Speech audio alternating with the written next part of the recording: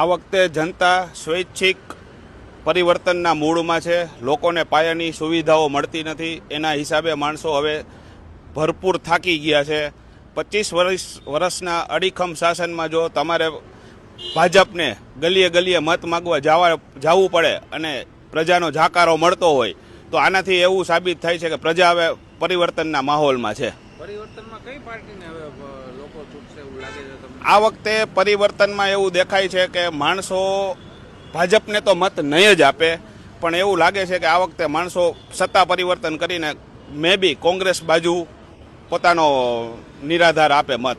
આમ આદમી પાર્ટી બહુ જોર લગાડી રહી છે, શું લાગે? આમ આદમી પાર્ટી અત્યારે માનો એટલે ભાજપની બી ટીમ તરીકે ઉભરી આવી છે અને પ્રજા એને જાકારો આપશે અને શાસનમાં કે કોઈ પણ જાતના મત નહીં મળે એને. વિકાસ બહુ થયો એવું છે. વિકાસમાં તો ભાઈ અત્યારે એવું છે કે રોડ રસ્તા માણસોને પાયાની સુવિધાઓ મળતી નથી તો આપણે એને કેવો વિકાસ ગણવો? આ વિકાસ ગાંડો વિકાસ કહેવાય.